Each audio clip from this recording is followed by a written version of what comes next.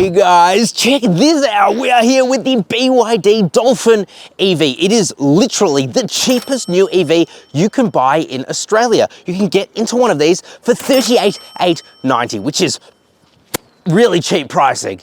I hate flies. Arch nemesis. This one here though is the premium, which means it will set you back about 44 grand before on-road cost. Still really good for what you get. And I'll be totally honest with you guys, I had such low expectations for this. I don't know why, maybe it's because it comes with the infamous Linglong tyres.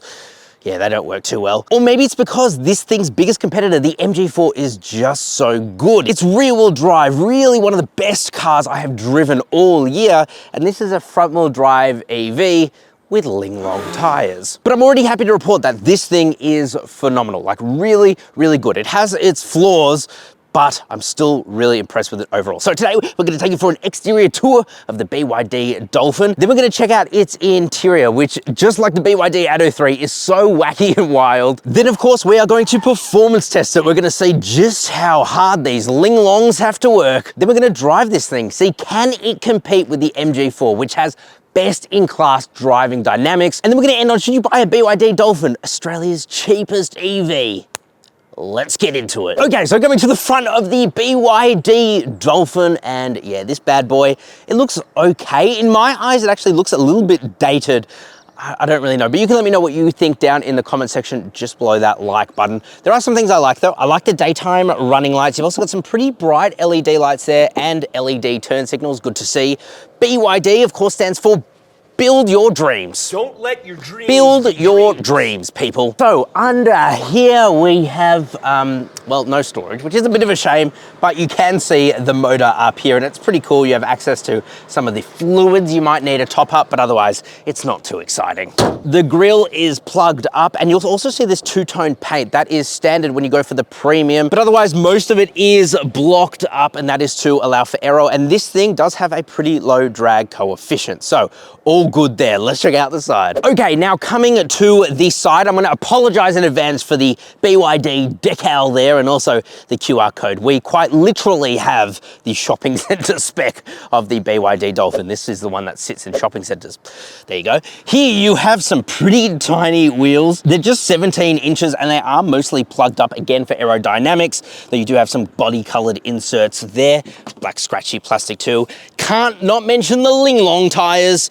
Seriously, some of the worst tires I've driven. You've got a 360 camera there, and as you'll see, this thing is really well equipped. In fact, it's better equipped than the equivalent MG4 Excite with the longer battery pack. Bigger battery pack, I should say, not longer.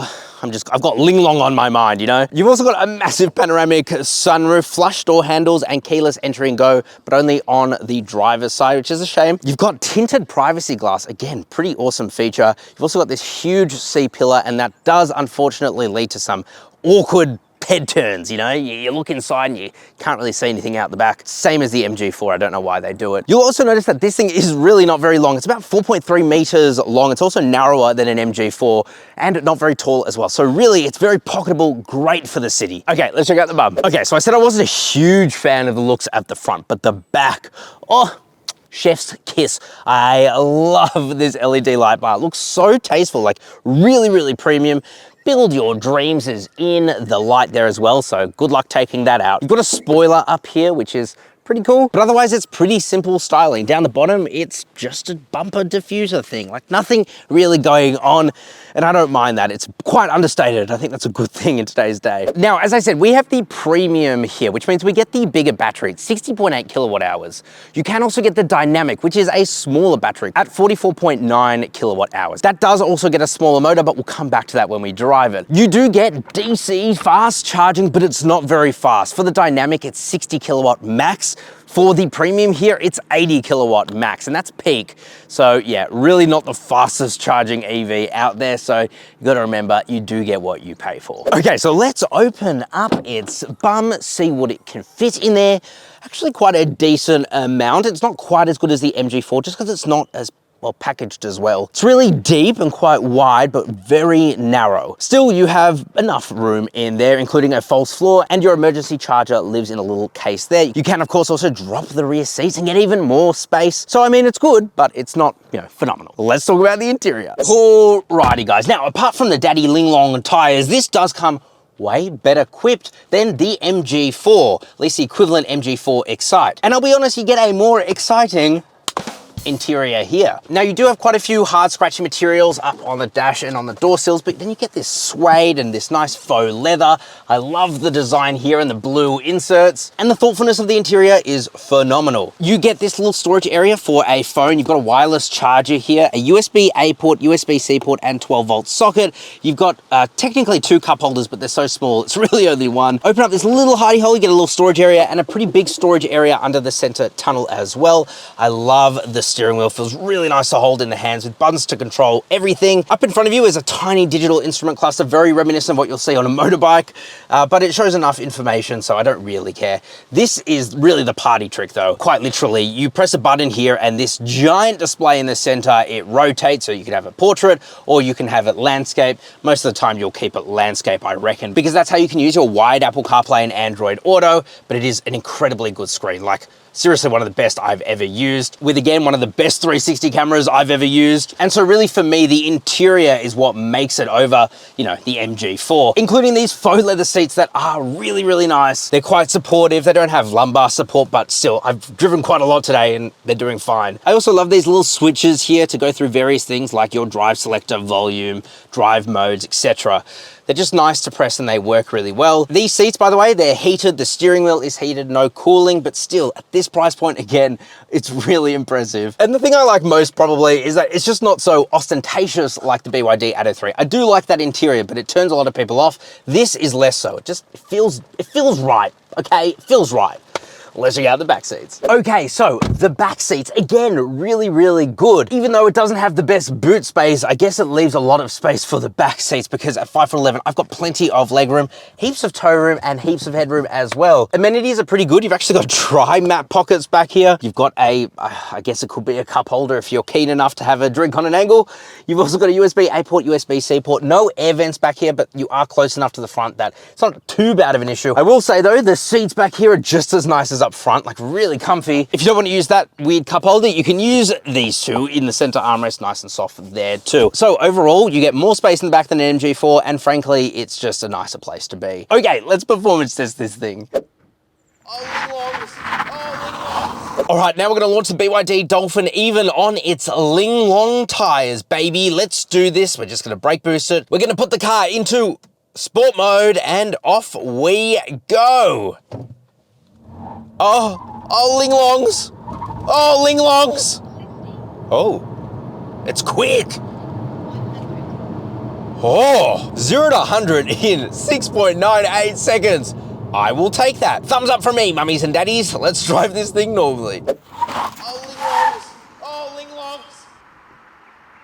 Alrighty, mummies and daddies. We're driving the bloody BYD Dolphin. Let's give it some sauce. First, put it in. Are we in sport mode? I can't see. Let's use the GoPro. Yes, we are, baby. Let's go. So, there's a couple of interesting things here, and I gotta be honest with you. I think BYD are lying, but in a good way. So, being the premium, we have the slightly bigger 60 kilowatt hour battery with the engine from a BYD Atto 3. So that puts out 150 kilowatt of power, 310 newton meters of torque to the front wheels. But if we take a look here at the kilowatts, put our foot down, that's 164 kilowatt, 170 kilowatt. So I have a strong suspicion that BYD have slightly underplayed just how much power this thing has, because it really does shift along the road. You know, we'll put this thing back into normal mode and it does slacken off the throttle. The steering becomes a little bit lighter and it's just quite comfortable. And that's really the whole premise of this car, is that it's definitely going for the comfort route versus the MG4, which is more of that sporty driving. Just because the suspension setup is clearly for, you know, comfort, back into sport mode, going through some twisties here, and you'll see that the car body rolls, I'm kind of leaning the opposite way. You know, it's not terrible, but as far as small hatchbacks goes, this has definitely one of the most amount of suspension movement. I don't trust these Linglong tyres very much. Come on. Oh, there you go. See? But I'll tell you what, this thing is quick. It is quick. The range is also pretty damn good. So it has a WLTP of about 427 kilometers. Earlier today, I was able to beat that, according to the efficiency anyway. But even right now, after driving like an absolute schlinken poop, we're getting pretty good economy of 14.6 kilowatt hours per 100 kilometers. A bit above the claim, but I'm not surprised. You can also get this in the dynamic, which reduces the battery size quite significantly, also reduces the power quite significantly to just 70 kilowatt. And you go to a torsion bar rear suspension setup, which is quite a big loss versus this. And really for $6 less, you'd be nutso schmutzo to get that one over this, but let's brake boost, launch it, and go up saucy corner, tickle my little pickle. Here we go. Oh, Linglong. Oh, Linglong. Oh, builds up speed though. Okay, hairpin number 1. Apart from the bad tires, that was pretty damn good. Okay, corner number 2. Are we gonna understeer into oblivion? No. That's wild. Okay, I did not expect that. Honestly, I expected it to understeer like crazy and it didn't, so really well done. The other thing I want to point out is the autonomous driving of this car. It is just really, really good. Press a button here and this thing will essentially drive itself down a highway. Like, it's pretty phenomenal. Overall, I gotta be honest, I had really low expectations for the BYD Dolphin. I don't know why. It's exceeded all those expectations and then some. It's not really sporty to drive based on its suspension setup, but it is extremely comfortable. It's quiet in here. It's really well refined.